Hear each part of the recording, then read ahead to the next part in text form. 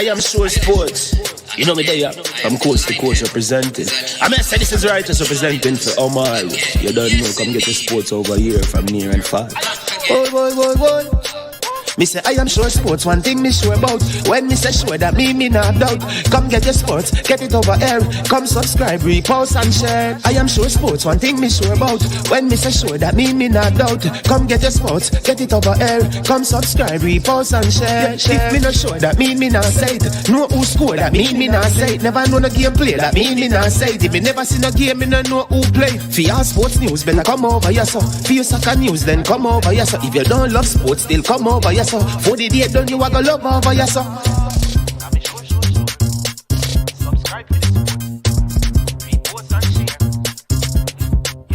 So when it comes on to behavior concerning football, Jamaica is decent.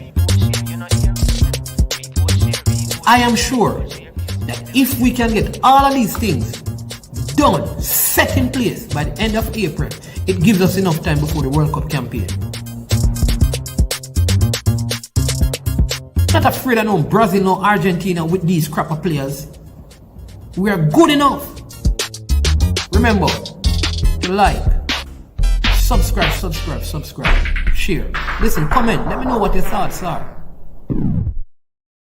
Made of 18 Jamaican herbs and spices, add delicious, bold flavor to your next grilling experience. Flavoring sauce, a marinade, basting, condiment, or topping. Trick Nick Jerk Barbecue Sauce.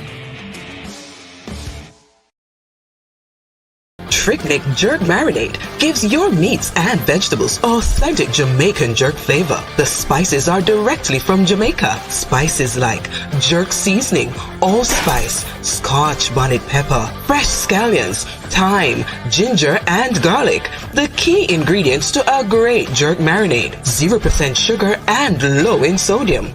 You want to try it?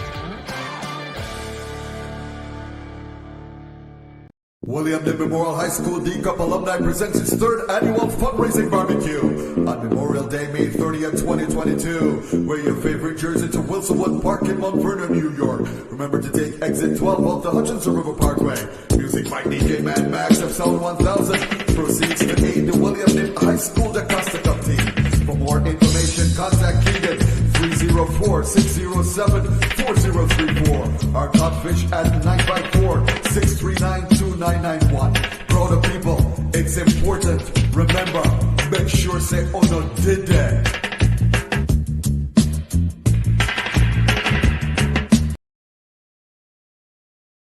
Yo, saw me, the young Jamaican trainer, Mr. Strength No Weakness himself. Yo, I'm here to tell you guys that the Broses family presents their second annual Blue and White Grill and Chill.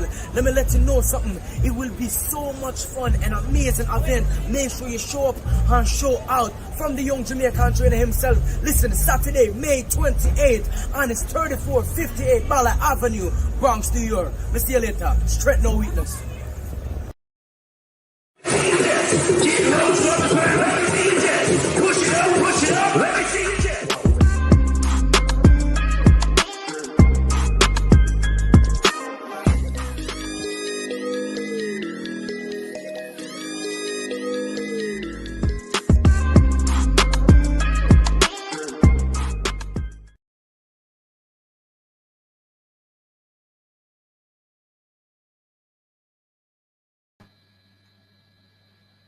All right, people. Good afternoon.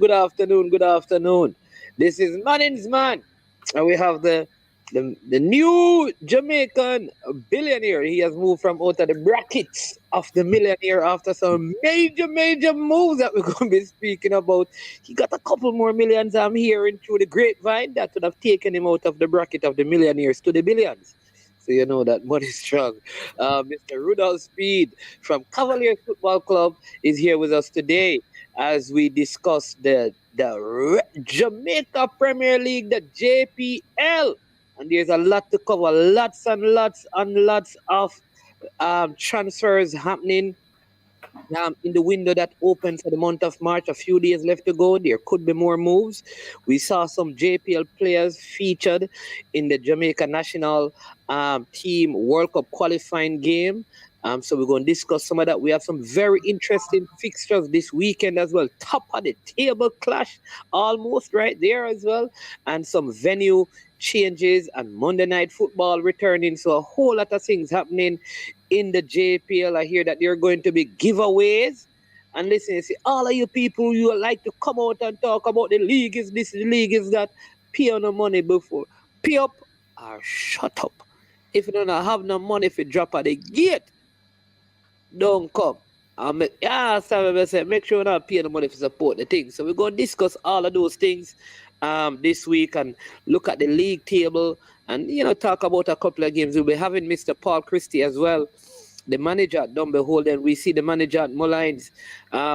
Mullines must have done the most transfer in the history of Jamaica football in one window. So we're going to discuss that. No, this is my friend there, man. Mullines have had a massive window. So, I'm going to invite him on the stream as well, to let him come and share as a young manager. What the experience is like managing in the Premier League. Having so much money at his disposal that he can, I would say, rebuild his squad in one window. Even Arteta has to take 4 windows, but Mullines has rebuilt their team in one window. I'm telling you, when your money enough. Mr. Speed, have you ever done that?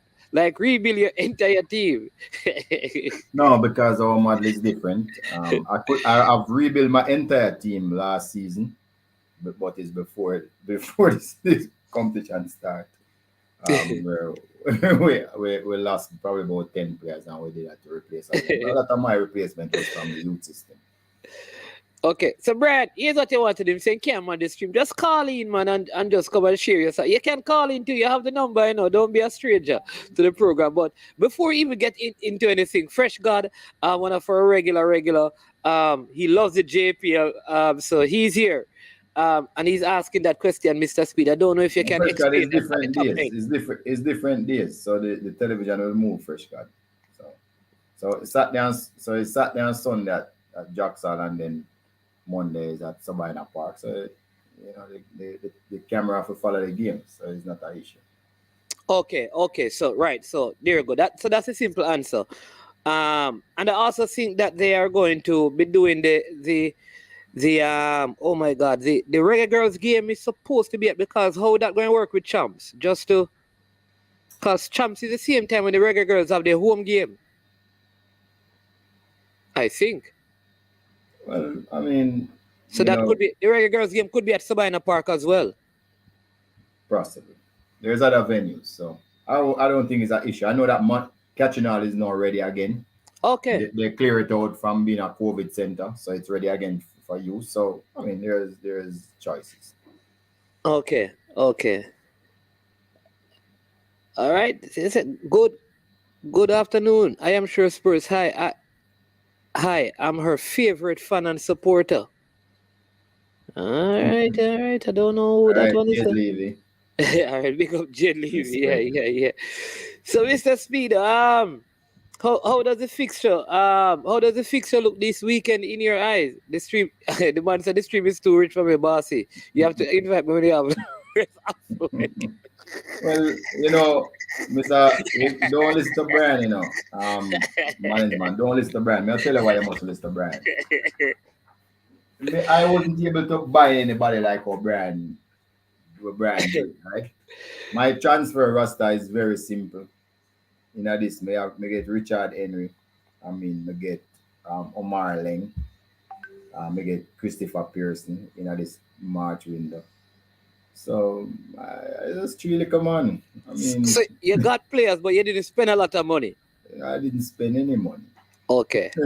Oh, you didn't spend it. What? So it's really come on, and then me lose my top international player at Jamaica to Montreal. So you lose him or you sold him? Because lose, yeah. That was how busy I was in the transfer window. Just 4. Oh, and Lopez, Shadian Lopez come over from Harbour Blue, so it's 5 transfers. Shadian Lopez wasn't at Arnett Gardens. Arnett, yeah, he came over from Arnett. Sorry, so it's 5. We just did 5 transfers. Okay.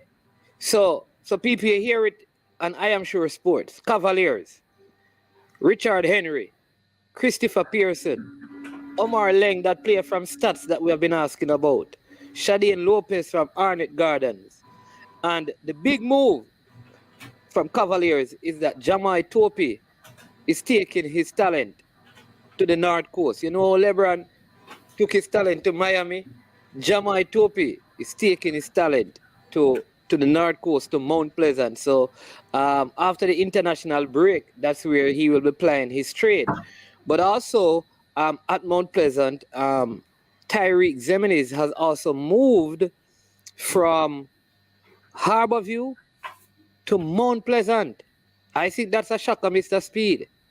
Oh, definitely. I was hearing rumors though, and somebody had actually said to me, "So why don't I try to get him to come by Cavalier?"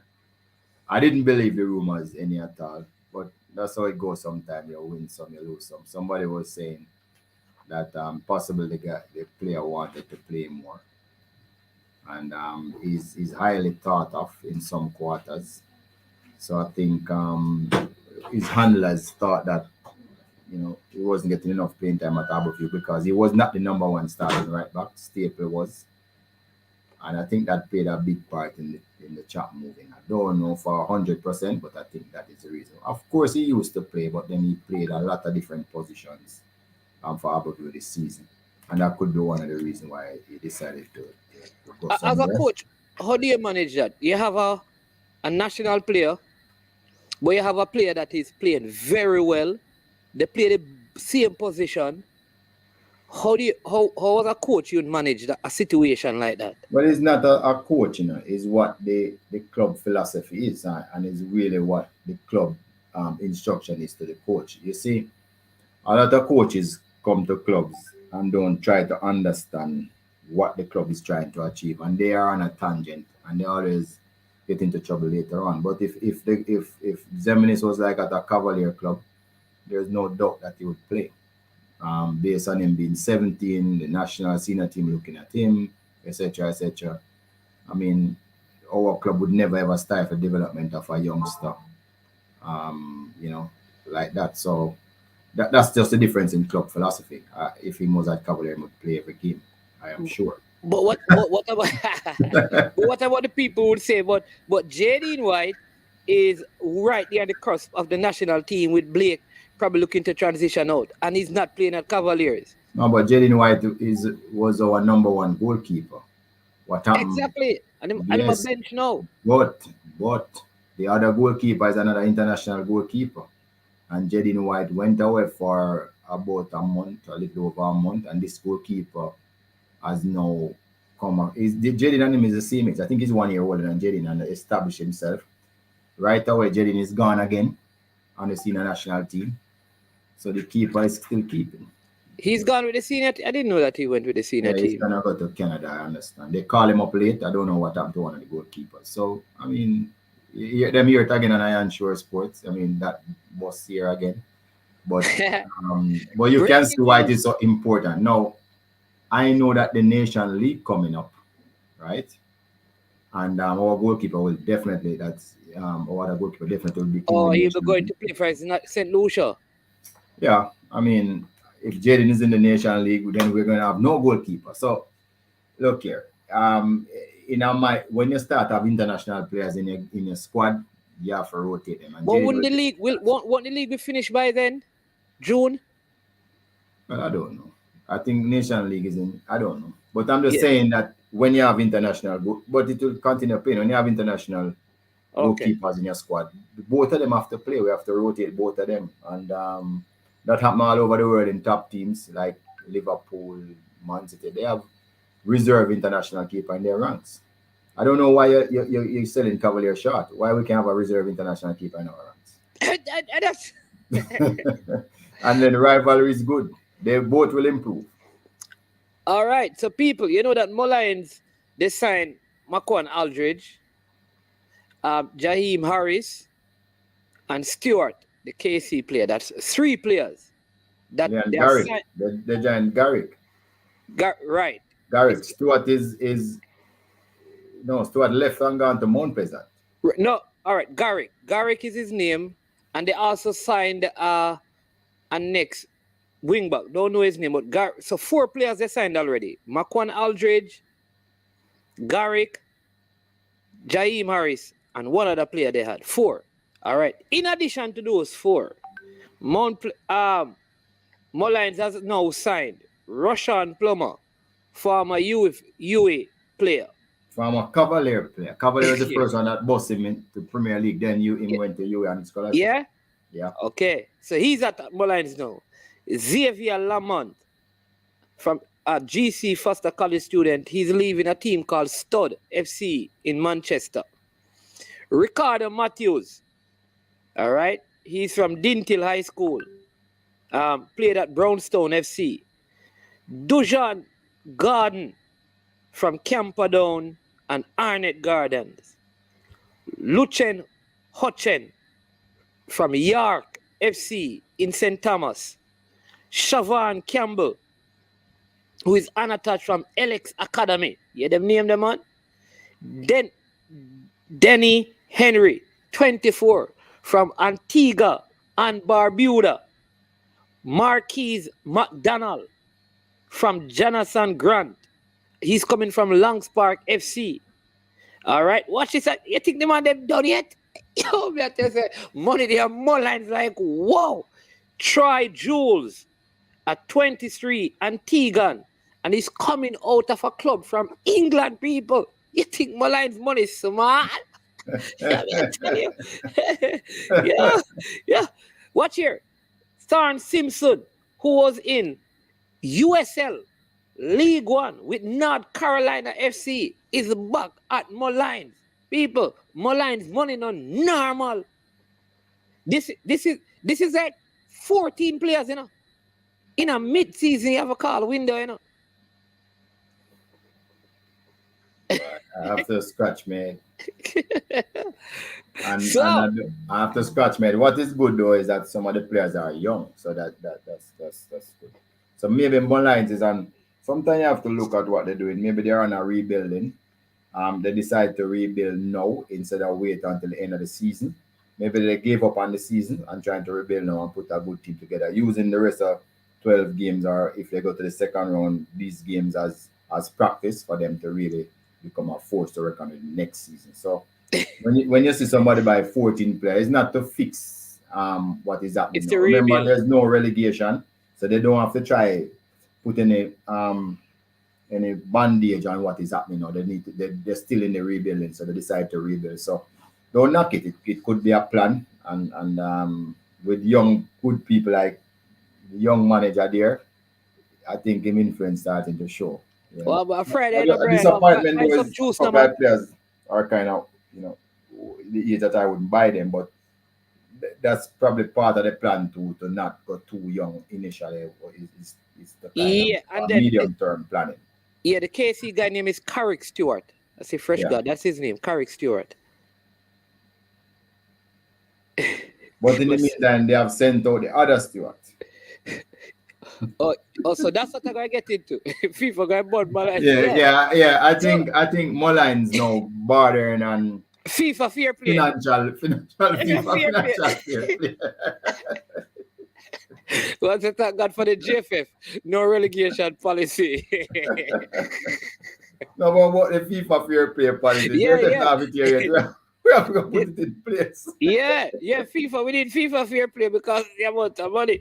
But I heard that they sold a player for a very huge figure as well. Travante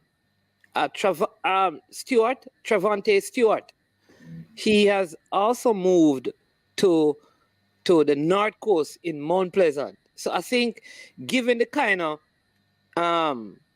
money that they have spent, I think some of that money would have been, money that they probably got from the sale of Travante Stewart. People, this is what I've heard through the grapevine, right? A credible grapevine, because there are actual grapes on it. But the vine of the grape told me that it is somewhere in the $7,000 to 10,000 US. You understand me? 7,000 being the lowest, 10,000 being the highest. You understand me? If you convert that into Jamaican, if it's 7,000, it's over $1 million. If it is 10,000, it's over $1 million. And anywhere in between is over $1 million. So kudos, yeah. The brand. Well, if brand made that sale, as you say. He said he got the players for free though, Mr. Speed. So don't see for fair play. No. Then he would have that 14 players that he bought, he would be able to cover the cost of those 14, Yeah, as well. Yeah. But him do good business. Yeah, but I want to commend him because he's a young manager and you can already see his influence, on the thing, because they won the last game as well. Very good performance by them. Nicholas Nelson scored and he made it into the Reggae Boy squad. I think he scored 2. He scored 1 in that game and his brother scored 1. So, yeah, I think they played well against Portmore. He scored 1. His brother didn't score any goal. Oh, who scored the first goal? The youngster Leon, the youngster Garrick, whatever his name is, the one from KC. I think that's the guy that scored the first goal. Okay. Yeah, man. So Brian, yes, there's not name free enough professional football. You didn't pay for them, but that don't mean them free. I'm just teaching you something. There's not name free. You have to pay them a salary. So whatever the full amount of money costs you, that's what it costs you. Carrick Stewart scored, yeah. Carrick Stewart. And Nicholas Nelson. Yeah. His brother, very good assist, his brother made in that game. Yeah, so Portmore suffered defeat again against Molynes, and they seem to be struggling in the table right now. And Veer, Mobile United also has a new coach. A very good coach. He's a CONCACAF B license coach. He was on the course with me. Okay. So he hasn't coached at this level though, but he knows some stuff, and he could be the right person. Maybe. Yeah. So the table reads: Waterhouse on top of the table, with 23 points. Dunby Holden second with 22. Arnett third with 21. Mount Pleasant fourth with 19. Cavaliers fifth on 16 points. And Harbourview is sixth on 13 points. That's your top 6. And all of those teams have played 10 games. Portmore has 11 points from 10 games. Tivoli has 12 points from 10 games. Humble Lion has 9 points. Veer has 7 points. Molynes 7 points. And Montego Bay have 5 points. So that's how the table looks right now. And I need to give you a correction, Manningsman.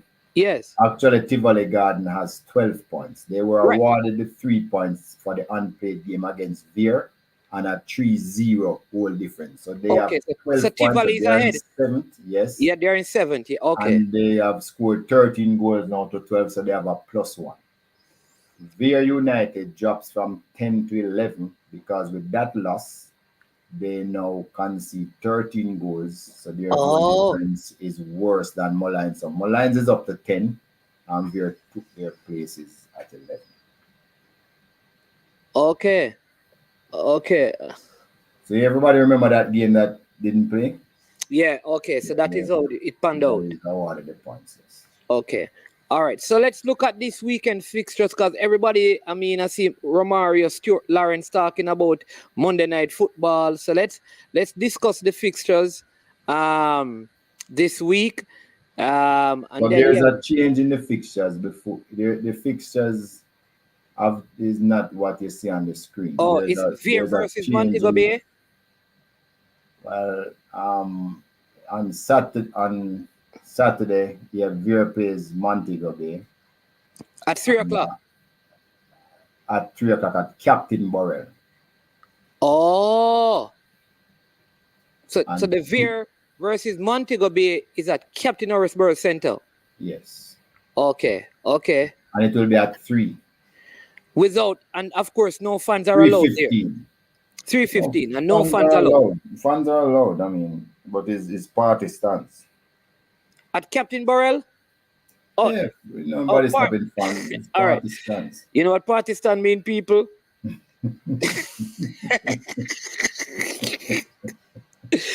You have no seat. Because you're partying. Because you don't carry seat, go party. That's what it means. So Captain Burrell. All right. The second game should be Tivoli versus Cavaliers. Where is that? That is at Jacksall. Jacksall, and that will be at 3 o'clock. Oh, so both games will be broadcast. Seeing that there are two separate venues, how will that work? So which one will be the TV game? TV game will be the one at, as far as I know, the one at at Jacksall. Huh? Yeah, the one at Jacksall will be the TV. Okay. All right. So let's make sure fans, hear that. So if you want to watch Mobie versus Veer, you have to travel to the Captain Horace Burrell Center. If you want to see the new look Cavaliers with Richard King. No, well, Richard King not here. Richard Henry. Omar Leng, because, Busy is gone. King is gone. Topey is gone. And there are three starters. Pearson is gone. 4 starters in the last game. That game will be played at Jacksall versus Tivoli Gardens, who were schooled by the Jugglies in their last game. They suffered a 2-0 defeat. Very good game that was, that derby game over there at Sabina Park.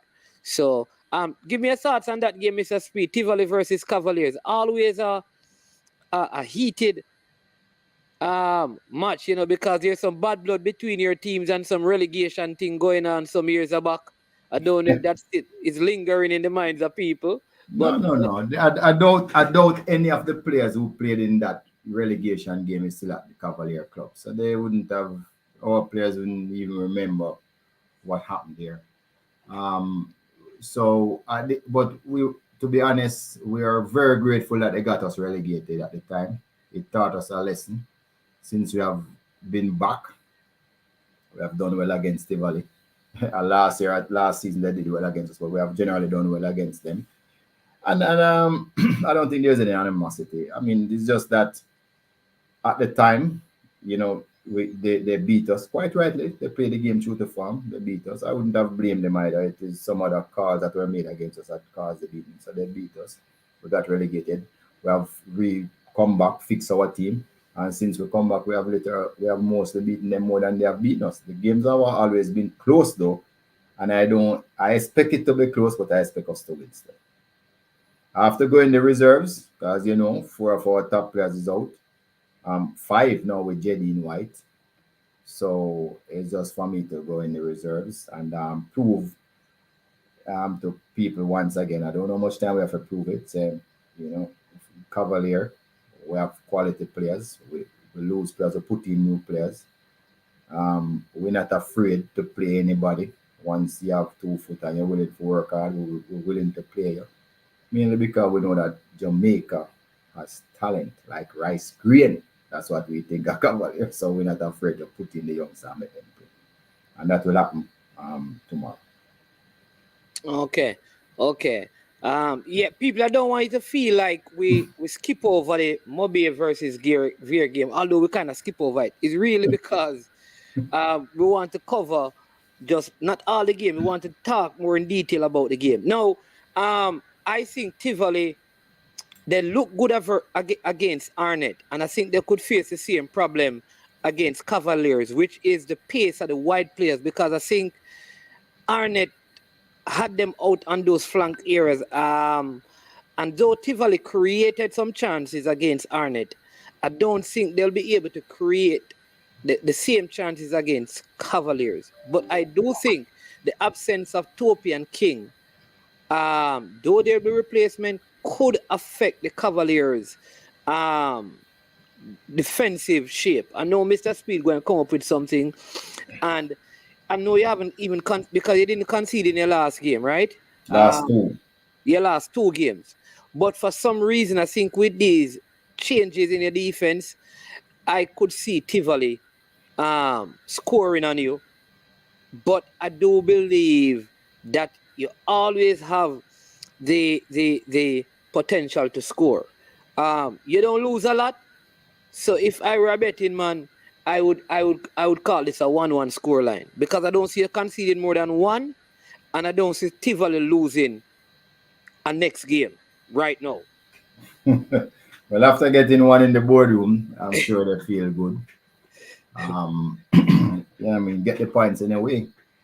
But I just believe that with some of the young guns coming out and want to retain them space when the big guns come back, I have seen it in training. I think you're gonna have some surprises. You know, there are some very enthusiastic players that wants to play. A lot of them want to play in the under 20 team because that's what you're going to see tomorrow. A lot of the under 20 players out on show. The good thing is that people don't know them. They don't know what to expect. They don't know what they're going to do. And I think that surprise will do well for us.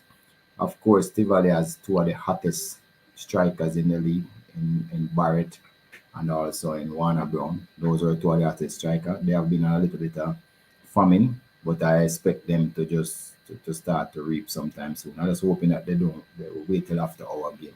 But there are 2 quality strikers that really know to score goals.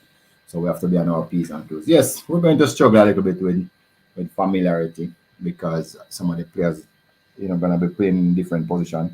But we're not worried. We think our game is well built on our structure. And based on that, we think we can do very well. So, I mean, Tivoli going to come. They foul a lot. They're aggressive. We'll be prepared for that.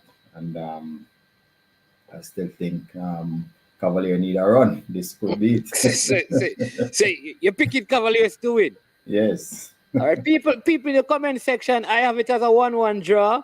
I hope Tivoli can come through for me and see if I can at least score some points this week in terms of the prediction. I've been doing pretty well, in terms of the prediction. So, but I just feel like the kind of passes you'll get out of defense into attack with Topey and with King, that don't just happen immediately. It takes some time for your defense to play, and that is very crucial, I think, to how you play. The ability of King to dribble out or to keep the ball down there with Topey handling and suck in your opponent and then catch them on the counter. I think that can't happen suddenly. That takes a little bit, and I think that is why I could see a scoring, especially with Busy not being there. Though he hasn't had the best of season, he still has had some impact. Again, Pearson, who just came into the mix, yeah. And then, I mean, I don't think forward, Chanil, I keep forgetting, Thomas. Yeah, I don't think he is having the best season. So that is where I think like a 1 goal could do it for you. But the frailty, I think, in the defense could see Tivoli. But you go for the win 2-1 or 2-0. Clean sheet again. By whatever it takes. I don't care the score. All right, so I'm going 1-1. So let's see how it goes. We'll get back to the Bobby versus Veer game if we have some time. I see top 10 saying Tivoli 2. I don't see Cavaliers conceding 2 against Tivoli though. So I don't know. Really Cavaliers concede 2 goals. Yep. Right? Really. Somebody saying that Mount Pleasant goalkeeper and CB gone on international duty. Going to be rough for Mount Pleasant. Which means that I think it is a Guyanese. So there is international game for Guyana. What kind of game they playing? Oh, unless is a friendly and they call them. Remember, it's a FIFA window, so it's possible. Okay. Oh, yeah. You know that. I didn't even think about that. But what I'll say, though, is that what's his name? Shaman Jean-Paul? He's a better goalkeeper, I think, and he's back. Because, the other goalkeeper can't keep. That is Swaby. Because, his brother is a player who died at William Nib. Oh. So And anyway, Mount Pleasant, well, I'm Topey not there, who they buy. Yeah. So And Green. Green is after some. Yeah, I should have been playing them this week, but I would have lost my good players too. So anyway, look here, stop crying, whoever that person is. We lost 4 players. Stop 5. Stop the crying. Come on. Mount Pleasant is big team with like, I mean, if you're going to investigate Mullines for international fair play, financial fair play, then Mullines must be the Mount Pleasant. Yeah, I would never get to the Mount Pleasant game. We're gonna talk about that next. But I hear Fresh God and Unseen having this conversation in the they're having this discussion in the comment. We need to start disclosing the transfer fees to start the professional setup, re-transfers. I agree with you, Fresh God. Yeah. But Professor is saying Unseen, I think they won't because because of security reason based on Jamaica crime rate. By Peso, a true peso. Because I'm on my piece, myself I play and me have the money in my pocket. Yeah. I see how I come from the bank. I'm bomb rush you. Yeah. But then Unseen, I think Unseen says, I guess he's saying we as fans need to know about transfers and the money players are sold for. Make the league more attractive and professional. So that's a very good point. No, it's a good point because I remember the first time I met Sepp Blatter. He came to Jamaica actually and we were in a meeting. And you know what he was saying? There's just one reason why football is where it is, you know. It's not so much the playing on the field, although that is important. Him says the discussions around the game afterwards that last for years. People still talk about a game 25 years ago, you know. So all of these discussions. So transfer fee is one of the things that people love to discuss. Who are the highest paid transfer fee in Jamaica? So they want to kind of reel it off, and then once we start to keep records, it become a thing. What will also happen is that people are know now how to gauge whatever money they're charging for players. So he's correct. We need to disclose. You know? Yeah, that's true. You know, today I had a show with Andrew Edwards, and what we're talking about is just how good it. And I know this is probably in the pipeline somewhere. But even the Instat thing. Imagine if there was, or some sort of stats where we could go on and see all the stats. Like we could see the stats for Green and the stats for Busy and the stats. You understand me? I think that is the next step as well. And he suggested something that I think you could look into. That there are some programs that provides that. Like say for example, it costs $7,000 US. If all the clubs in the JPL come together, because all 12 clubs could use it and all 14 clubs in tier 2 could use it.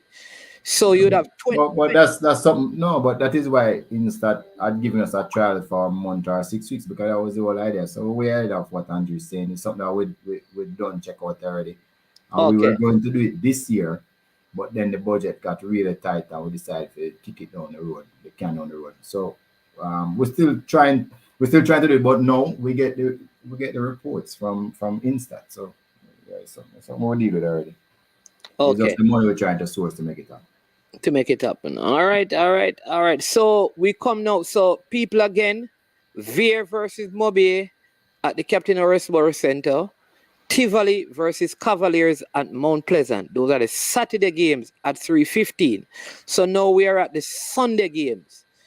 Just to go back to Veer and Montego Bay, you didn't discuss it. So what do you expect to happen in that game?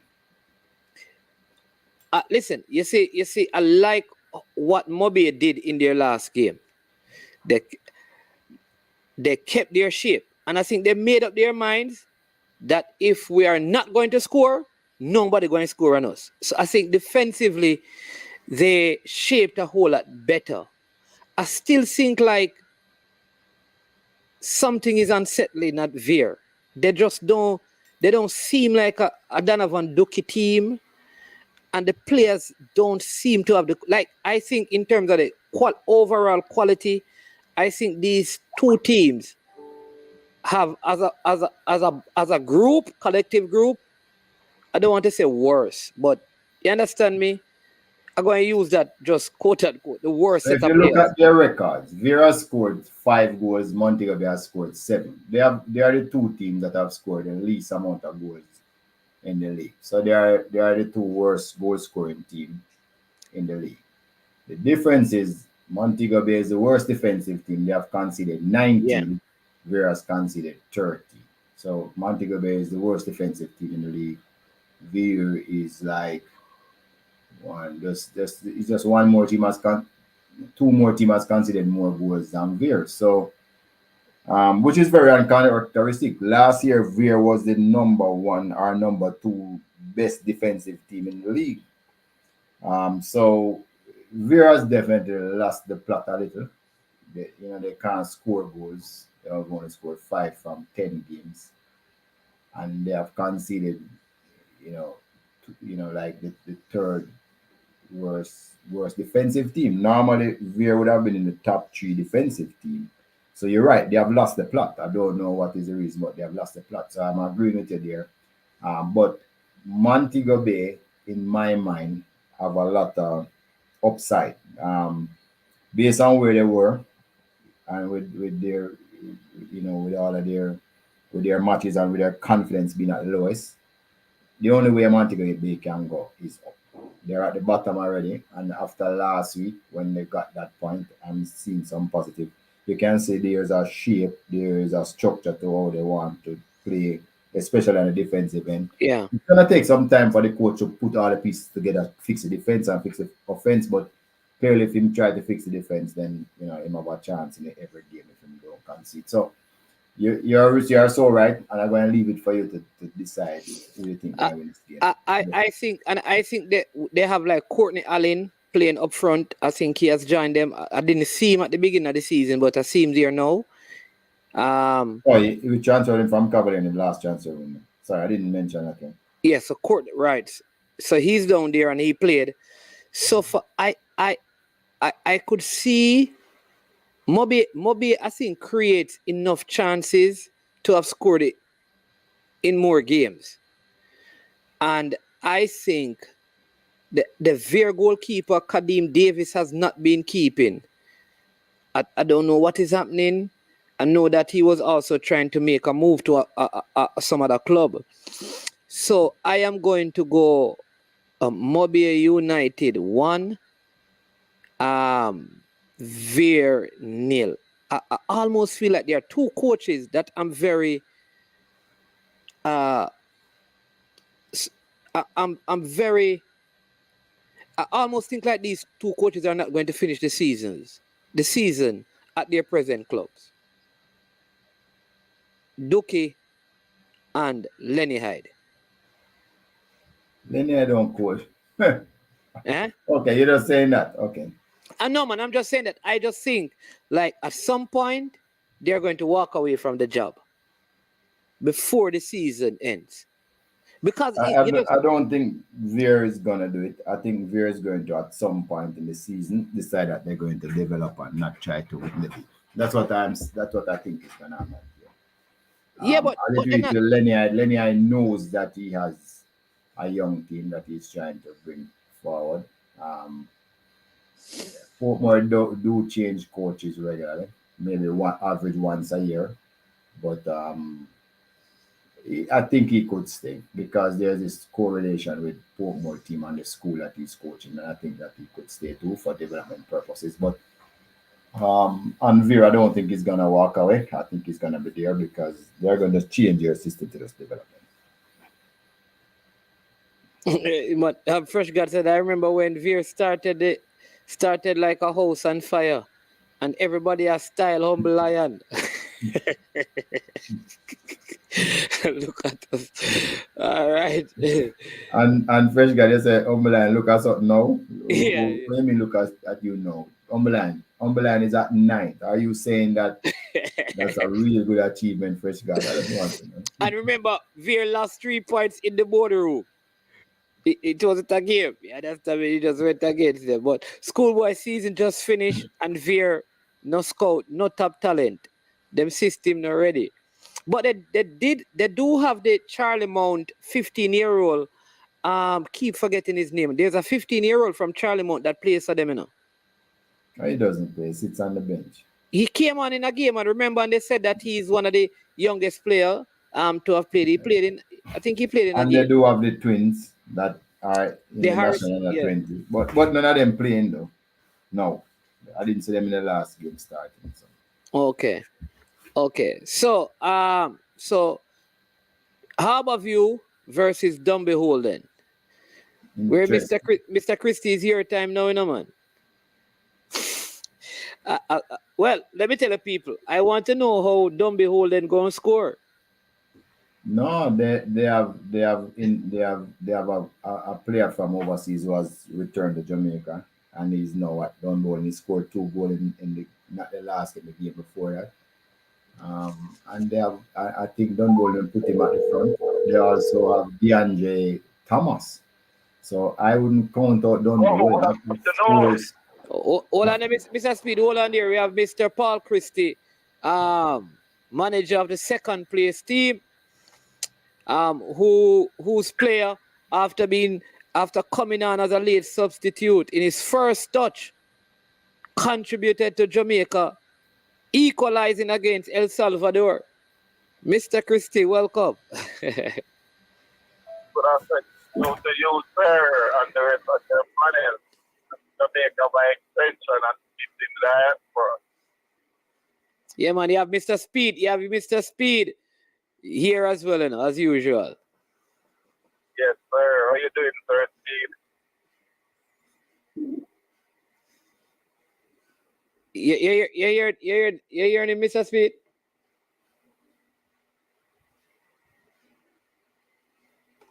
I am hearing you clearly. Yeah, man. I'm not hearing Mr. Speed. Though. You're not hearing Mr. Speed. Mr. Speed himself not hearing you, you know. You're muted.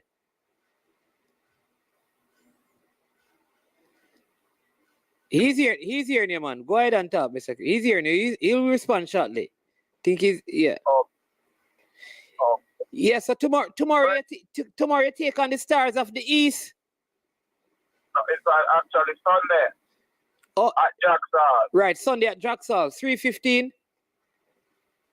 No, actually 12:45 p.m. Oh, it's 12:45. Oh. Yes, sir. The current razor for your dominant, not Mount Pleasant. So the second place team get curtain razor. It's the current razor for the former champion and Mount Pleasant. Okay. So the second place team is getting the curtain razor. Go ahead and tell me about that. Yes. Well, the people at Dunboyne is just to know that they are able to be a part of the spectacle of football at the highest level in Jamaica. So wherever we are not too concerned about fixtures, but we just want to play. So that we are just the same platform within the former champion and the dominant month. I just here just trying to play football and we live with the result whatever comes. Okay, so how has preparation been going to take on Harborview? 12:45, Jacksal, Sunday afternoon. Well, let's take into consideration the traveling and all of those things. We're not as fortunate as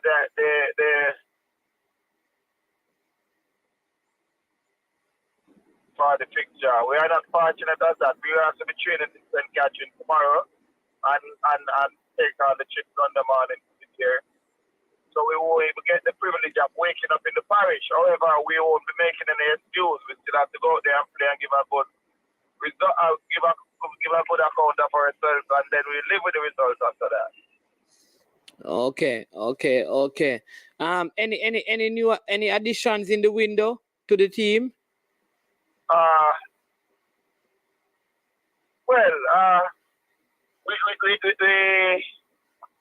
as a group, we are a little bit short for cash, so we have to make good with what we have. We might have a few players from the Dakota Cup team, Linton, and a few more around the area to make addition. But the few additions they have been blending in well with the core group, and before the end of the week, I should be able to give you an announcement, sir. Okay. And anyone coming in from England? No, that did not work out. What about Portmore? Because you always have a Portmore for player. What about Somebody's Portmore? asking what about Portmore. He said that he always making moves. That's Mr. Speed responding though. So you talk to him, No,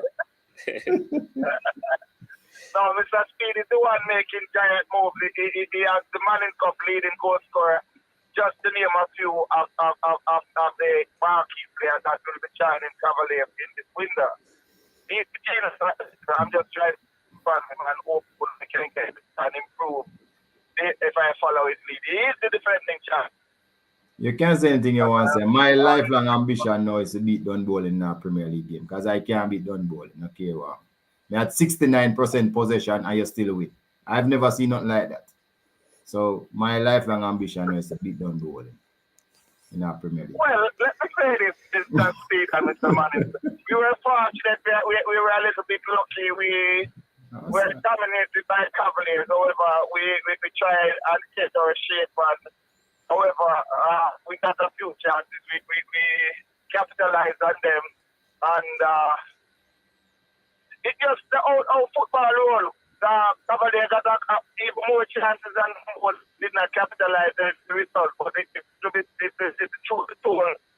Give us for that portion of the game. Cavaliers was the dominant force. Anyway, I want to win. I don't want to dominate. So the Dunball in Harborview game now, I can tell you that Dunball has scored 16 goals and conceded 11. Of that 16 goal, there's a gentleman by the name of Bygrave that used to play for Cavalier. Was educated at Cavalier initially. He has scored 9 of the 16. So this is Dunball in dilemma. Now that he will not be available. From their 10 games, they would still have done very well, even without his contribution.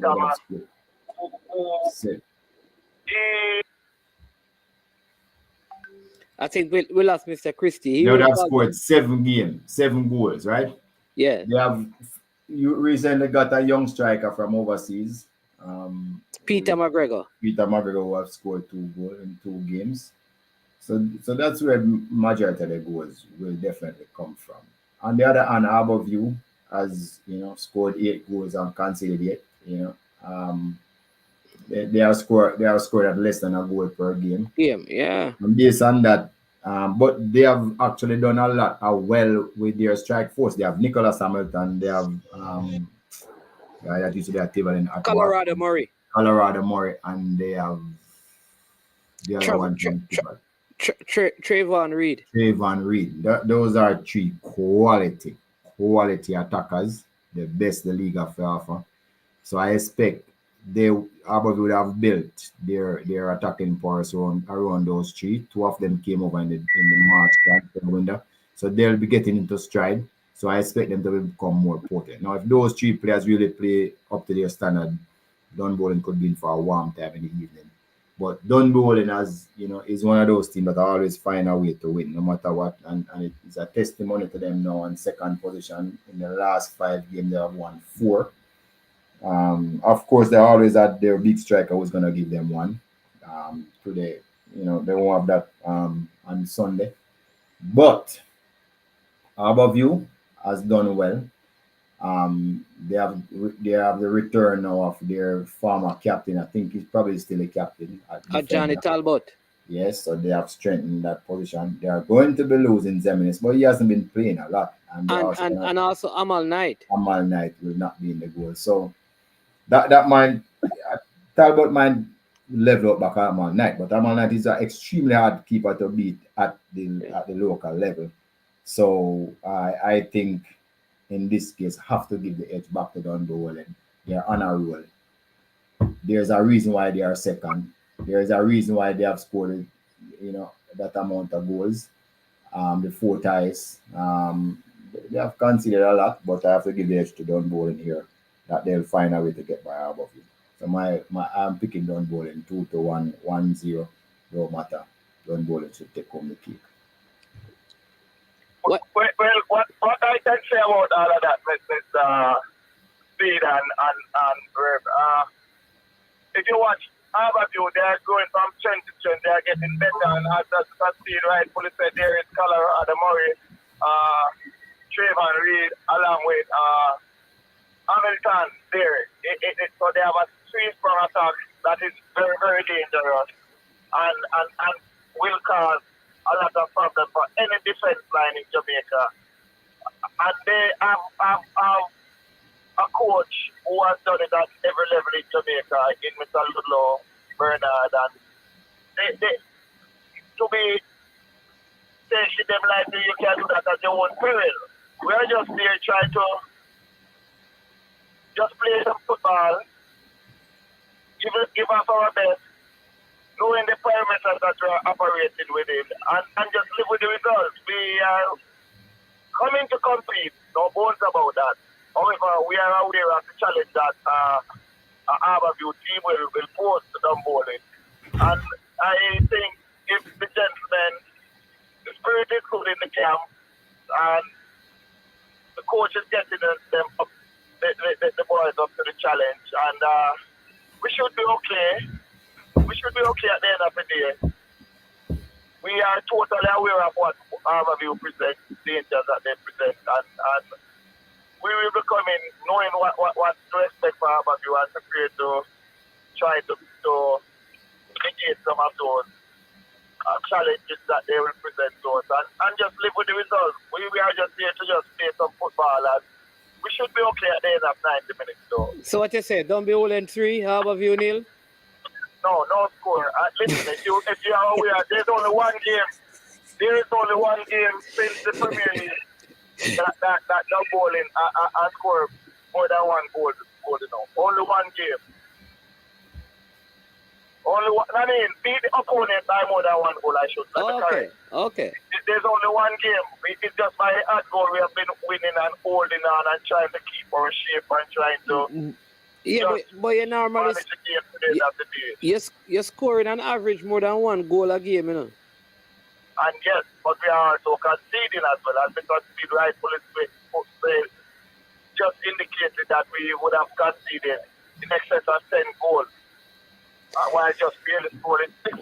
So we are scoring, but we are also conceding heavily as well. So an opponent like Harborview will be creating some challenges with the streets from attack. So it's not a foregone conclusion. We are just here trying to compete and hope that our best will be good enough. We just want the double, and we will, however it comes, and whatever way it comes, we are prepared to take it and move on to the next assignment. All right. Well, I'm going to pick Dunbowling to win 2-1 in this one, and then so we can jump over to the Mount Pleasant versus Portmore game, which is the second game on Sunday at Draxall. This game is scheduled for 3:15, and I have a surprise pick for this game.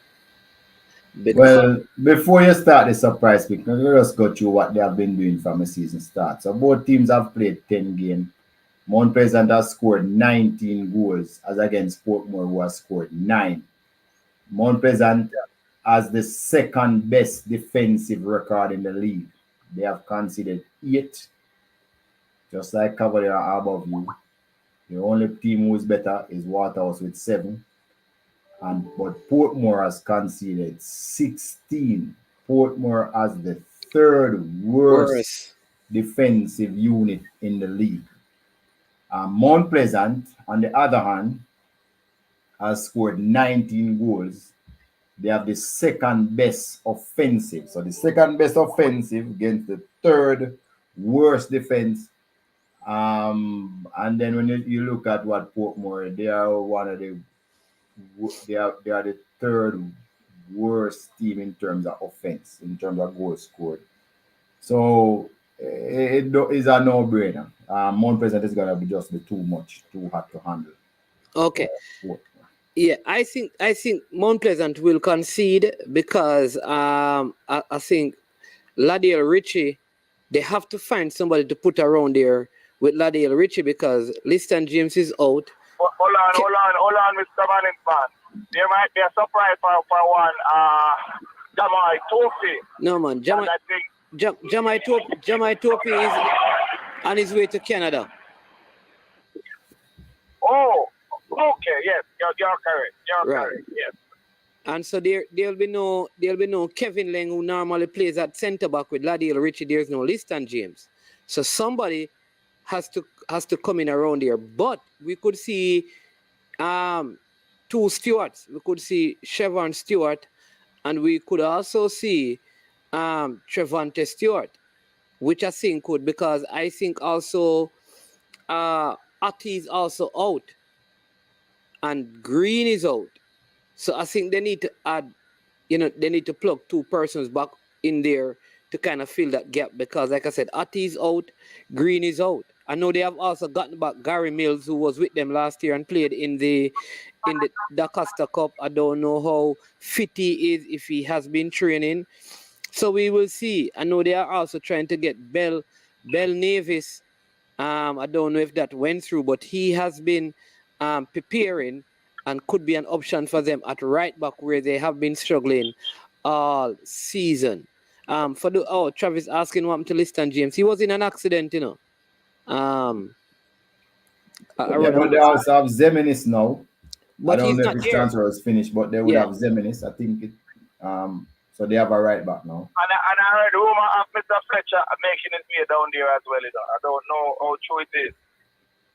Right. The free scoring Andrew Fletcher. So right. Yeah. So he could also be there. So they'll be well stuck with offensive players still if those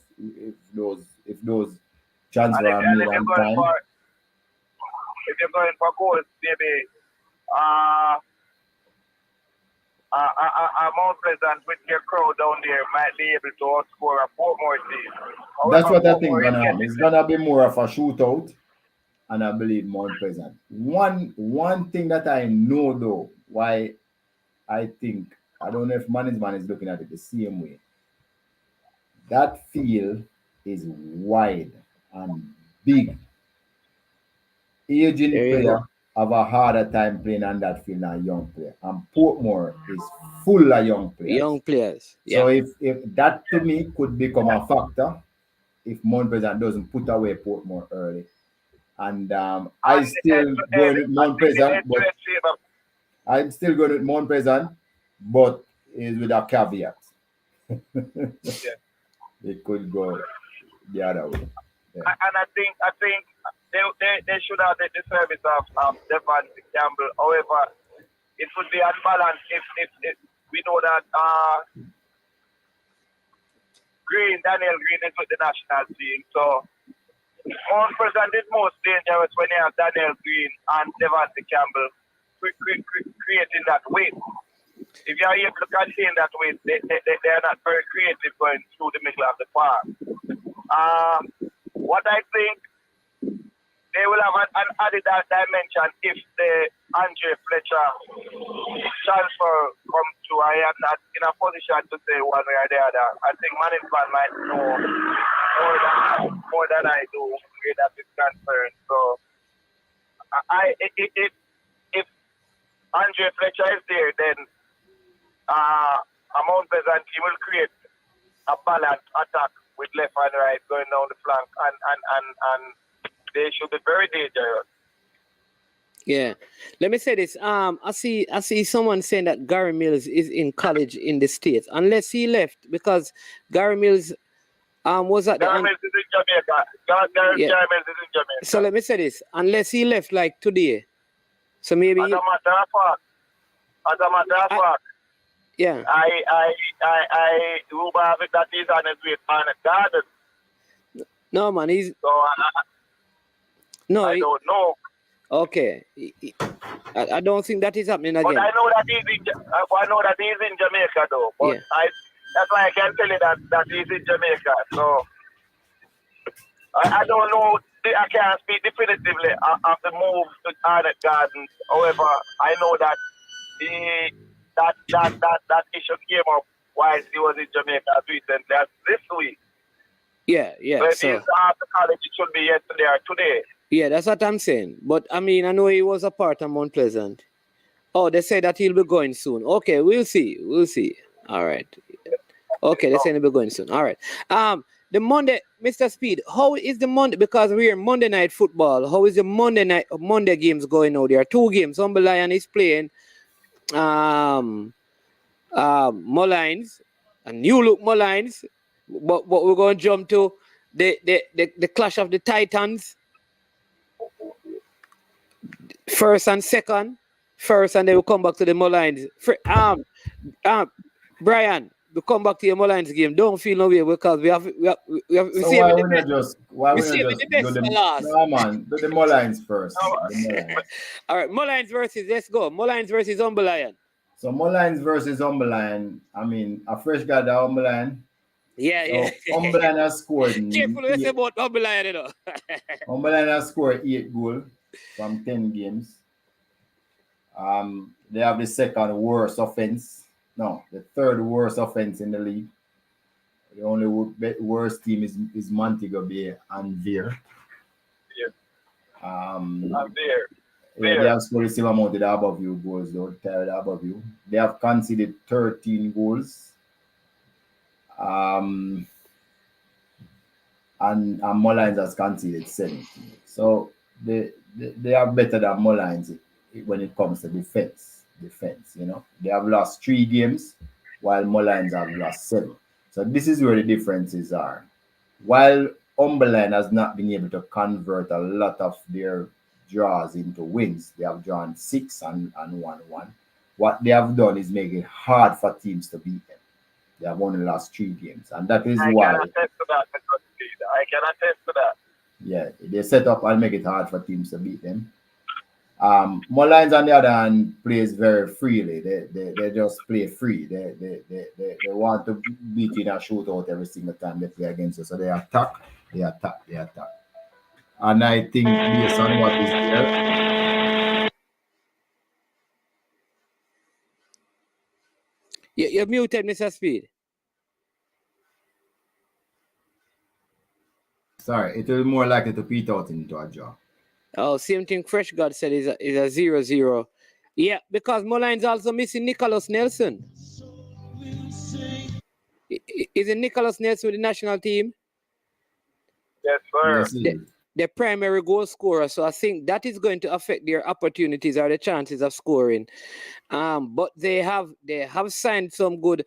I think maybe Makwan Aldridge could really show his class in this game. But like I said, I see this going down to a 0-0 scoreline. I don't see either team breaking the deadlock in this one. So I'm going for the draw. Although Romario Lawrence said that Humble Lion is going to win. Romario Lawrence, you have more faith than Fresh God, because Fresh God is a Humble Lion man and him said the game going to draw. So we have follow Fresh God. You know? Yeah, we have follow Fresh God, yeah, so. Yeah. All right, and then the big game of the weekend is Waterhouse versus Arnett Gardens. Look, you see this game? Hold on, what time is the Mullines versus Humble Lion game? I think it's 5 and the Waterhouse is 7:30. Okay. So let's tell the people. Saturday game, 1 at UWI at Captain Horaceburg Center, 3:15, 1 at Draxall at 3 o'clock. Right? Then the Sunday games are 12:45 and 3 o'clock. Then the Monday games are at Sabina Park, 5 and 7:30. Correct. All right. Go ahead, Mr. Speed. Just wanted to So, Waterhouse, I told you from the first week, the Galacticos. They have players. Well, Maxine Broad. Maxine Broad is this president. Maxine Broad is a devoted Waterhouse. You understand me? Man. She not too far off, you know. I know you never believe me, but she not too far off. I'll tell you why. Waterhouse is the Galacticos of local football. They have the best team, and see Maxine Brown say they might get rid of Colorado more because them too stacked with talent. She said that before in our previous tweet thing on here, you know. Right? So Waterhouse has scored 21 times and conceded 7. Look here, they have the best offense and they have the best defense. They are not a secret. They are just the best team in the league right now. It's not a secret. They are going to be losing Ramon Howell and Ricardo Thomas. News for you. You know, long. Kimani. I know that. Hold on with a speed. I think the replacement is even better than the player that is started, you know. I'm not going to say that. I'm not going to say that. Personally, this is my opinion. The best left fullback in Jamaica is Kimani Campbell. I personally believe that. Kimani Cracker Campbell. Kimani Cracker Campbell. They have not lost anything with Thomas going away. Plus, they might even get better. Yeah, because Kimani is going to be very motivated to keep that game. And don't give it back to Thomas when he come back. So they haven't lost anything. In central midfield, Ramon Howell is really a top player. But Keith Simpson is there, but no, they have a player by the name of Denardo Thomas. Him can just fit in there and even look better than. Right now, he's actually playing box to box better than anybody else right now at that position. Yes, so there is no dimension to his game. He wasn't scoring. Yeah, so there is no relief by losing those two players. And when it comes to the player that gone to Mount Pleasant, he don't make any difference either. Fletcher. Bradford is back. Bradford is back, and he has scored in his first touch. To me, he don't make he has scored in his first touch coming back to Waterhouse.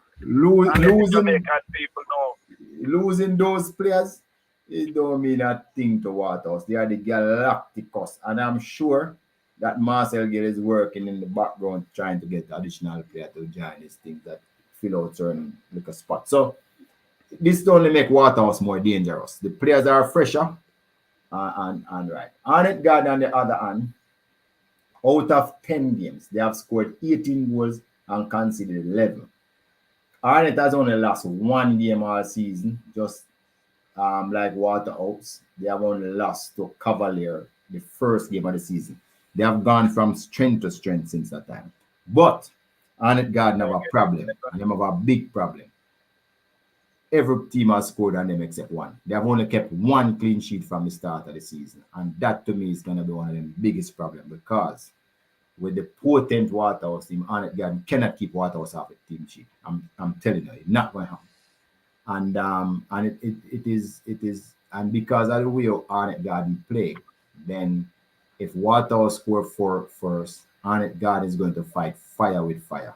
And it could allow Waterhouse to score a couple more goals later on. So that is my assessment of that game. But it's gonna be two teams gonna score, but I'm giving the edge to Waterhouse. They have the best defense. And Arnott Garden made one of the biggest transfers, you know. What? You know what was one of their problems in goal, and they addressed that. Yeah. Because he kept them in the game, you know. He made some brilliance. Yes. Against Harborview, yeah. It's against Tivoli. It's not against Harborview. It's against Tivoli. He was even better. He was the man of the match in Tivoli in Harborview's game. The goalkeeper was the man of the match in Harborview's game. So here's the thing I like with the Arnett team. All right, the consistency of that starting 11. So they have Cephas, who has been starting. They haven't changed him. They have Arbine and Stephen Clark. Those three, they have played like most games together. In midfield, they have Martin. They have Guthrie. Those are like stable people in that. They have Ajuma Johnson and Slowly. So those positions they have kept, and I think that is why they are looking so good. Now, I think Waterhouse is more advanced than them in terms of their progress. But I think this Arnett Gardens team is going to cause havoc with this Waterhouse team.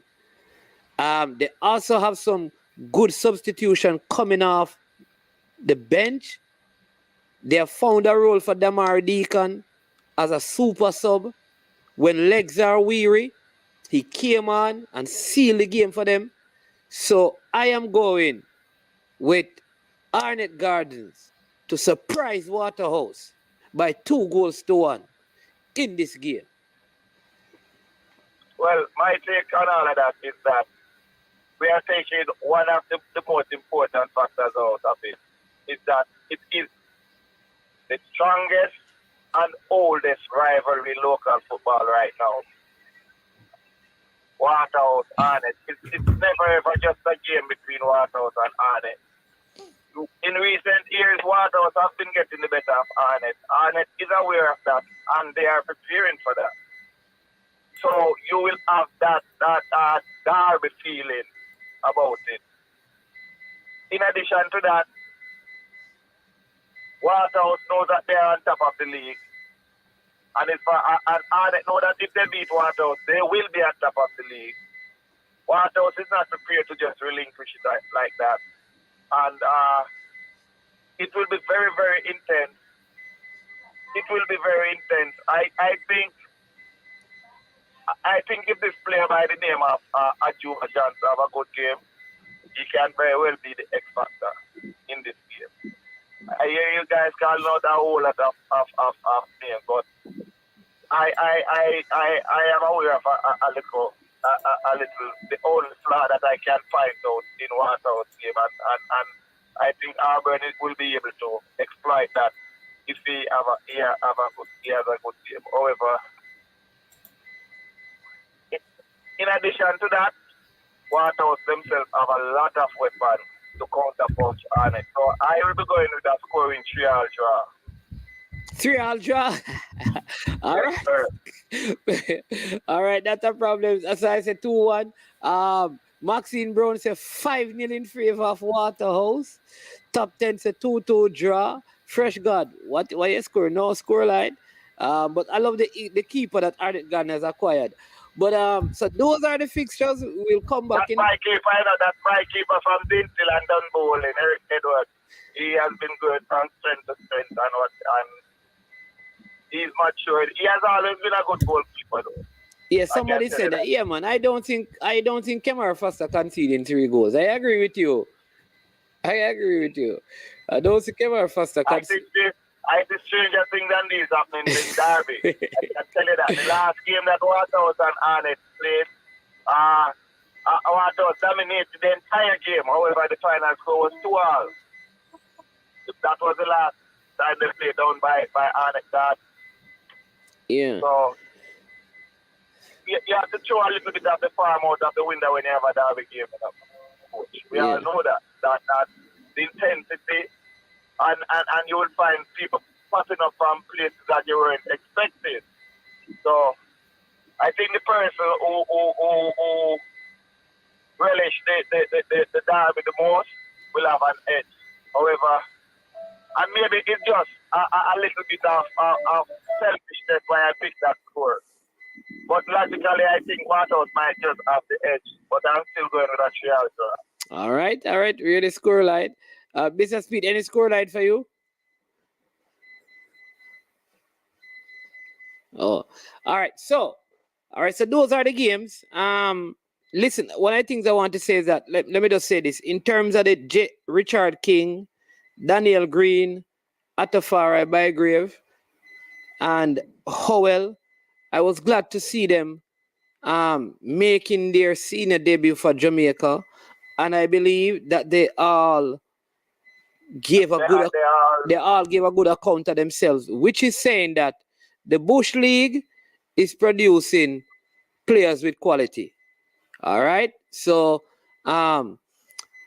keep calling it Bush League if you want, but the players are using it as motivation. I also think that going ahead, especially heading into the Nations League, a lot of players know that they have seen JPL players break into the team and playing and having good enough games. I think it's going to challenge like the fringe players to want to work hard to get into the national setup, and that is going to make the JPL Better. Oh no, all right. Yeah, Howell didn't make his debut. He did play already, no? Well, he played in a friendly. Yeah, A yeah. practice game. He played it. Yeah, He yeah. actually played his first Yeah. international debut. Yeah. So I think that's one of the advantages, Mr. Speed and Mr. Christie, that the JPL will get better because that player at Veer, that player at Dunby and that player at Mullines, that player at Mount Pleasant, at Harborview will say, you know what, boy, I can actually get in. All I need to do is to put in good performances. And so I think that is going to make the competition even greater because fringe players think that they can now break into the national team. How many of them will for the Nations League? I don't know, but I think it's a good motivation. Man, my greatest go joy ahead. for my greatest joy in yesterday's game is that all 4 players were playing as if they belong. I love that. All 4 players were playing. I didn't see any form of stage fright or anything like that. They were playing like they earned it and they were eager to display why they need to be here. They played as if they belong. And that above everything else warmed my heart. They justify the selection and I see it only getting better. Yeah. Believe it. Minute by minute, this was one of Jamaica's better games. Minute by minute over the campaign, this was one of Jamaica's most consistent and better games. In other games, we played in spurts and we defended a lot in spurts and all of that. But this game, yes, we had lost for a minute and conceded a goal, but we had dominated this El Salvador team for a large portion of the game. And with a little bit more fortune, we could have been victorious by even 2 or 3 goals. But this is why we play the game. Yeah.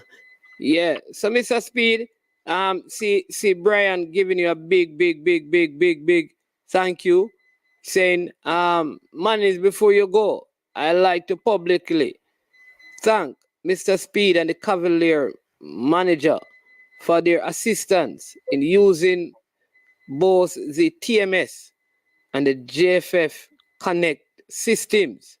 He goes on and says, all the person said Mr. Speed is all for Cavaliers and selfish.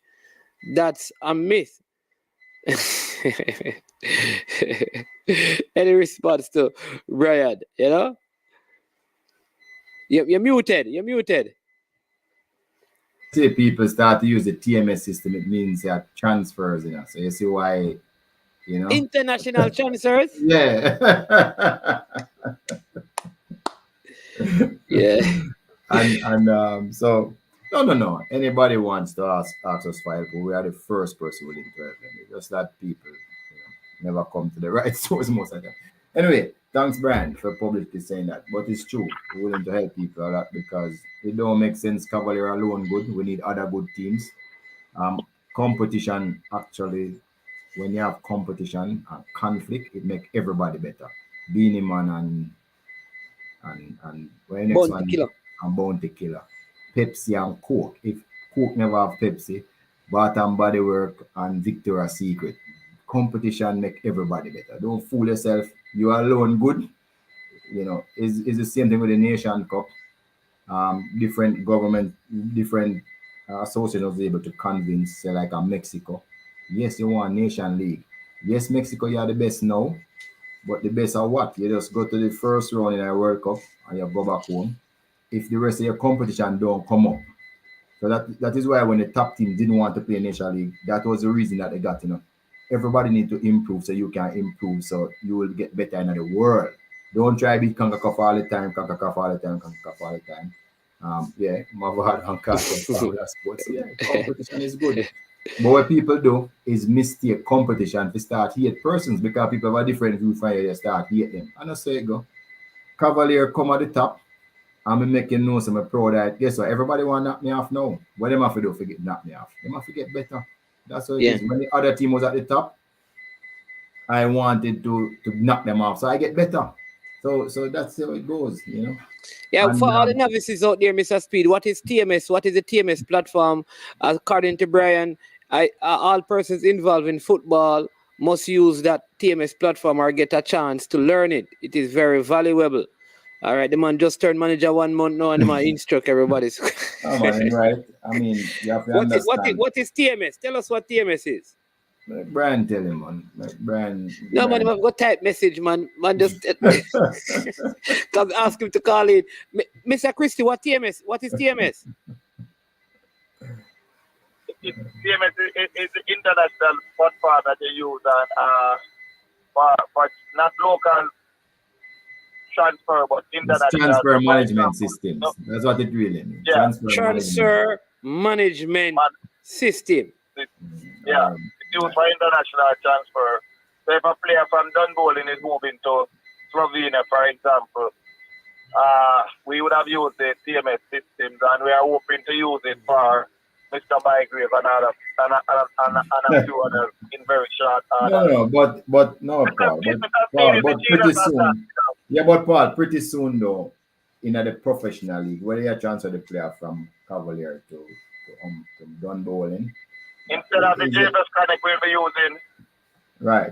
So we use the JPL Connect, but I'm just saying that pretty soon it's possible that TMS is gonna be the transfer system for every single professional player because they want to keep all the records in one place. So I mean, it's as Brad I think it is important because guess what happened? A lot of times this transfer thing, you hear that this player get transferred and the player never sign no transfer sheet and the club this and the farm not at the FA and the FA don't get it and a lot of things, and then you hear player get registered in a different parish and it is not recorded, and then you reach our quarter final and then a man say, hold on there, but the player not play for me last year. Yeah, understand me? So I think this is a good system to kind of have everything.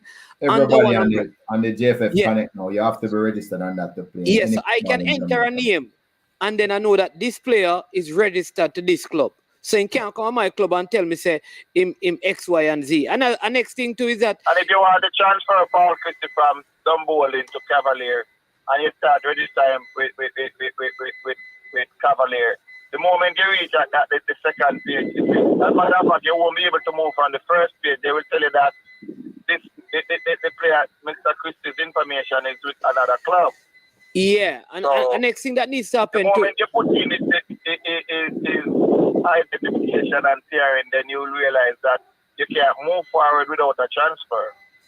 What is funny, do I like this second comment by Brian, because I don't want to get to this past issue, but this is he's saying that the Connect is a game changer and it's very easy to manipulate. I brought this up because there was a situation where one club complained about the complexity of the system as to why they were not able to participate in the present JPL. And here's somebody now saying that it's very easy to manipulate. So I'm just telling you, sometimes I tell you how it's menu driven. Okay. So you see how things can change. Then I see Leon Price down here saying that which player getting sold overseas. Nobody getting sold overseas, Leon, because there's no transfer window open overseas. Yeah, well, no. The USA transfer window is still open till April. Oh, that 10th. Like MLS and USL. Yeah. So yeah. All right. So it's not. I have to learn about the TMS system. It is no, it's not too much information here. No. Listen, people, the football is changing. You see these two systems. You have to be affiliated with a club, though. You see these two systems. It's gonna be something that protects you in the future. So, for instance, if you register a player at 12 years of age, when the system is fully compliant all over the world, if the player pops up at 22 years of age in Germany or anywhere, when they try to register him, the system, the FIFA still have his information. Will have his information and refer it back to you. So it is supposed in its best form be able to calculate training compensation and solidarity payments, and you don't even have to move from your desk. Okay. That is why when you try to get in the FIFA Connect, it asks you for a bank account first. If you don't have a bank account, you can't move past this. Because your money is supposed to even come to your bank account automatically. So even when FIFA uses your player to play in the World Cup, and they decide to give you back that rebate, Yes. they don't even have to call you. Your bank account is there, just put the money in your account. So this is why the system was designed to take care of all of those things. So don't fight it, anybody. It don't make any sense to fight it, because we complain about not getting training compensation and solidarity, and also we play the Chelsea and all those big teams. This is a system that is designed to make sure you are protected. So please use it. Every single club, no matter how small. All right, here Brian saying it again. So he's saying that the JFF Connect is very simple. Says once you can use social media, you must can use that, bossy. And that is the point where somebody was talking that I couldn't use the system, and I was laughing because I didn't want to show them, because when we go for the show about 6 months come so just make a call and make the person talk to them on the phone. But the system is so easy to use. Even if you never use it before, just think it through when you go in front of it and you're good to go. It is simple. It is menu driven. So yeah, so you don't need to learn nothing yet before. Yeah, correct, sir. All right, so that is where we are. Just to say, you were saying something about the local based players, and I didn't comment, but just to say that, and I've seen a lot of good reviews on the social media. Some people still try hard to not see any positives. I have seen a lot of positives in what we're doing now. One of the things that I wanted, there was 4 local based players on the team last night. Okay, we get a draw. We're not doing any worse than what we used to do when we have when we used to feel other, a lot more players. So, and we used to feel no players outside of the league. We weren't doing any better. But what is obvious is that just having these camps, this 3-day camp, and what the coach is able to do with these camps, 4-day camps, is astonishing, mainly because if people understand the game, they understand the 5 moments. He's able to talk to people what he wants to be done in these moments. So if it's like you get some people that not together, and then you get a certain other people together. The person who is together with less talent can probably achieve more because they practice together. So and then the coach made another significant point was, listen, if you don't want to play for Jamaica, I am not inviting you. Don't come here. I mean, it's a long time I've never heard a local coach say that, because and the coach was quick to point out players of international standing and say, your excuse no make it. Your excuse no make it. I don't want to hear that stupid excuse. I mean, I like that about what the coach did. I must tell you, a lot of people still interpret it in a lot of ways. Then one of our most famous local player came out and said he is happy because of what he sees, the egos and those things have disappeared. Yes. People enjoying themselves and all of that. And they bind to what Paul said. He is using some powerful words. Yeah, a player's tapping the coach shoulder. When the goal score, every single coaching staff run go up the coach except one. And I noticed who it wasn't. I told somebody that coach was not there, but they showed me a picture that he was there because I was surprised, but he was actually there. so we're getting that because I have my reggae boy show 5:30, when I go give my take. I'm prepping the show for you. Yeah. So hold on, Mr. Speed, let me say this. It's 5:30 people because today are the 25th. So if you work fortnight, you get paid. If you work monthly, you get paid. You see 5:30 later when you come on, Brendan, drop some super chat, man. That's the show we do for the day. So make sure you do some super chat and some super sticker because you get paid. You understand me? So, but go ahead, Mr. Speed. So the last thing I wanted to say, people, all who don't believe Jamaica have talent like rice grain. I said it before, and people go, hey, well, you go and talk. We need to just harness the talent, teach them how to play the ball properly, and you'll be surprised at what you'll be able to do. Why I like this JPL now is because whether it's by design or whether it's by economics or whether it's by people just want to do what Cavalier has been doing, we are now unearthing a lot of talents that would not have been seen if all of those circumstances didn't take place, probably because of the pandemic too. So all of these new talent that you see coming up and we're talking about them, if we're going into the old train from a long time, these players wouldn't be playing. And I'm telling you, there's more coming. There's a lot more of these talent coming, and it's just a matter of time before we start to see the fruits of our labor. Yeah. In addition, the coaching is coming online. Paul has said he will come around and help with the coaching. He wants to speak with all the Premier League clubs. He's doing a report that tells you what your player need to do when he finish with them at the camps, what he thinks are their drawbacks to retaining them place in the team. Look here, Jamaica is on the up.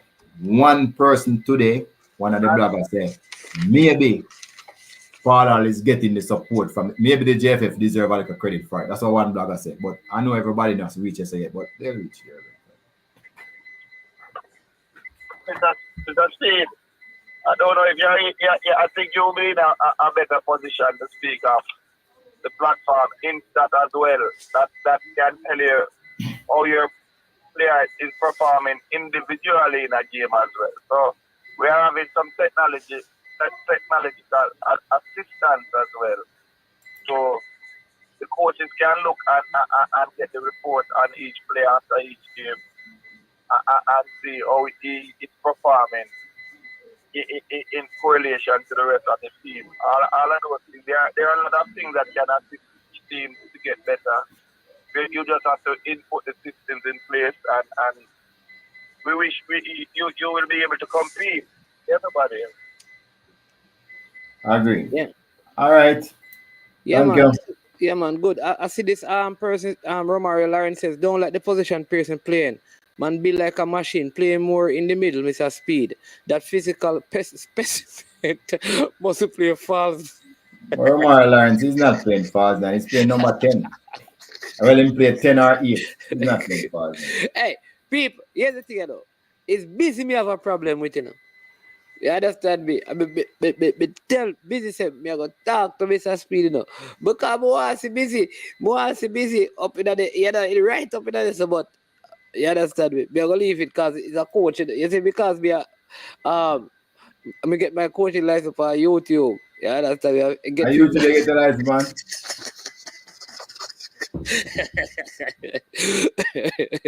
but I have to jump in that thing. But listen, man, like I want to see the young players do well, and I want to see there's a next player I want to see. 3 players. There's a player at your club, Mr. Christie. I never realized he was so young. The Mario Phillips. I want him going at the gym, put on some weight, and continue performing.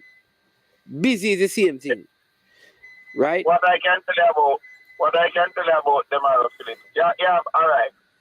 I can tell you about his work ethics, and I can compare him to Kaim Paris. I think he has long muscles, so you won't be seeing a lot of muscle on him. But guess what I can also tell you about? When we have our gym session, he's one of the players who works the hardest. When we have the sun session, he is one of the players that run the hardest. He takes his trade very, very serious, and that's why you are seeing the results and the feeling that by mistake. He works hard. He's just his structure is just small. However, he's solid. That's why if you realize a lot of teams target him, and he's the most foul player in the bowling.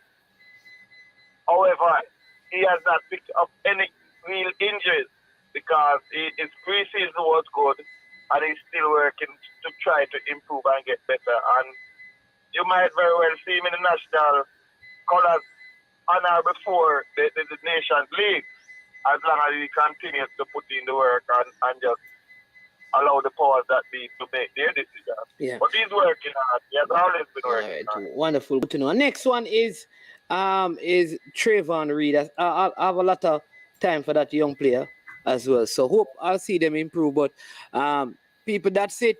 We're at the cutoff point. Mr. Christie, thank you for coming on, for calling in. I know you wanted to be on, on the but because of the internet problems, you chose to call in. Really appreciate you taking the time, and again, congratulations to you and your team. 2nd place in the league.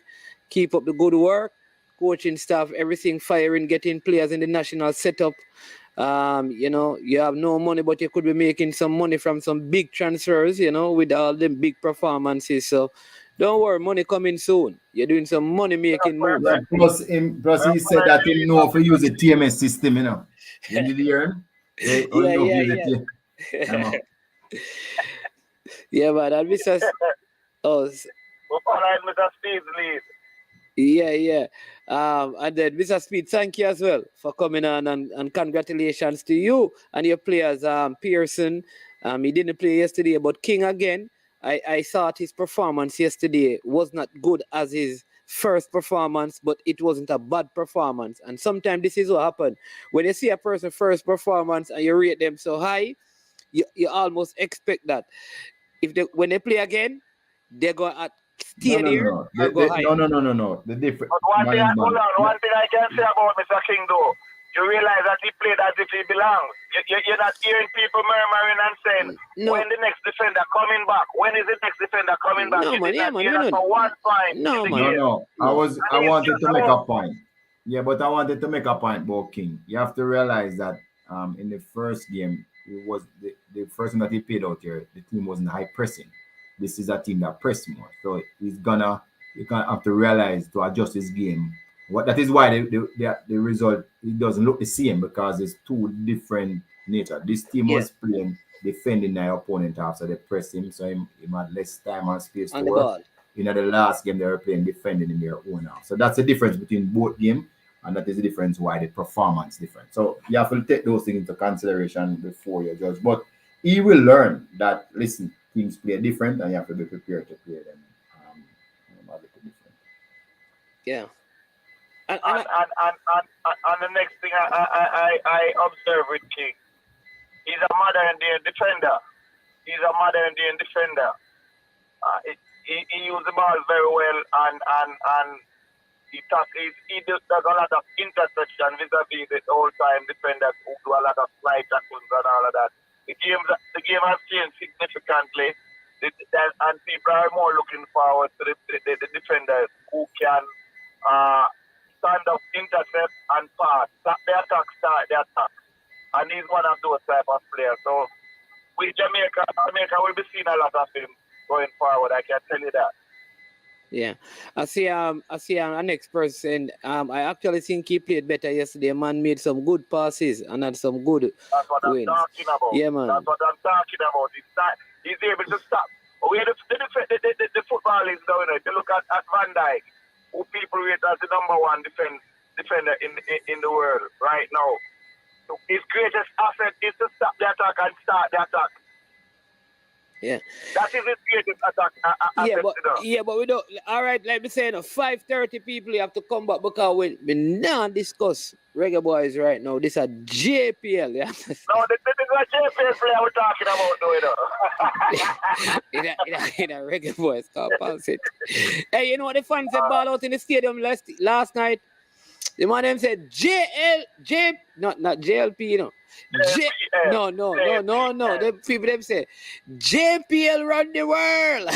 When them say JPL ball and touch service and ball and play, when them say Daniel Green met the header, the man them said JPL run the world. You see what is happening now? We say I hear see a man on a program and say he no want Jamaica win, all them are Jamaican, just because. Why? A lot of them they don't want Jamaica win.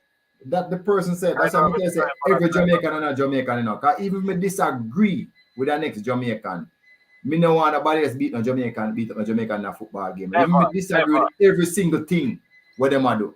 So that's what I say. Some people are real Jamaican, and I see them man write it in a one chat like yours, and I say, me shake me and I say, yo, them man are serious. Hey, people, me they are match Wednesday. You know why? Because them a push a narrative. Well, management, them a push a narrative. And when you don't see the narrative a work out in the actual playing, them turn fool. So then say any little stupidness, because them a push a narrative, Come on, Jimmy. Listen, people, let me tell you this. I mean, well, I'm going to talk about it later. Jamaica has not won a World Cup qualifying game in Jamaica since we defeated Antigua 4-1. That was in 2012. Let me tell you this. I've been going there. So from 2012 up to this point is how much years? 10 years, man. 10 years. 10 years. 10 years me I watch match a stadium. 1.5 cycle. And watch this. Up to now, me no go and watch. Me no see one victory and me no miss no match. Because you're a true Jamaica. Remember, you know, from 2012 when we get Antigua 4-1, we have not won a next match at home. But man, might I say this though? The reality is, we don't have a football culture in Jamaica, you know. I can't tell you. Just randomly pick a man in the street. Who is your side? They tell you about the Man U, the Liverpool, and the Chelsea. They don't have an English visa. However, very, very, I can't tell you, they pick up 20 people. Maybe you get 2 saying Waterhouse and 2 saying Arnett Guard. Yeah? Yeah. But the other 16 will give you an international club. Which they did, and if you check their passport, they don't have a visa for that country. So we don't really have a football culture out here, you know, so it's swimming against the tide. Yeah, man. Out here, and they mostly criticize, however, they don't support.